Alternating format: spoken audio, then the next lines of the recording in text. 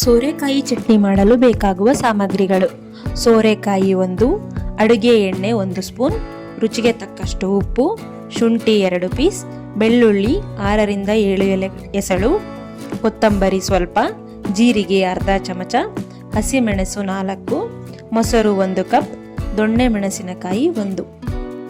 ಸೋರೆಕಾಯಿ ಚಟ್ನಿ ಮಾಡುವ ವಿಧಾನ: ಸೋರೆಕಾಯಿಯನ್ನು ಸಿಪ್ಪೆ ತೆಗೆದು ಸಣ್ಣ ಪೀಸ್ಗಳಾಗಿ ಕತ್ತರಿಸಿ, ಬಲಿತ ಬೀಜಗಳಿದ್ದರೆ ಮಾತ್ರ ತೆಗೆದುಹಾಕಿ.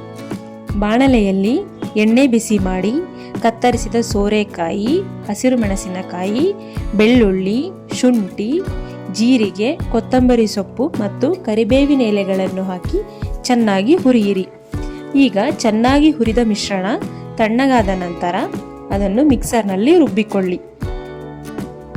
ಈ ಮಿಶ್ರಣಕ್ಕೆ ಮೊಸರನ್ನು ಸೇರಿಸಿ. ಬಳಿಕ ಒಂದು ಪಾತ್ರೆಗೆ ಎಣ್ಣೆ ಹಾಕಿ ಸಾಸಿವೆ, ಕಡಲೆಬೇಳೆ, ಉದ್ದಿನಬೇಳೆ, ಕೆಂಪು ಮೆಣಸಿನಕಾಯಿ ಮತ್ತು ಕರಿಬೇವು ಸೇರಿಸಿ ಒಗ್ಗರಣೆ ಮಾಡಿ ರುಬ್ಬಿಟ್ಟ ಮಿಶ್ರಣವನ್ನು ಈ ಒಗ್ಗರಣೆಗೆ ಸೇರಿಸಿ.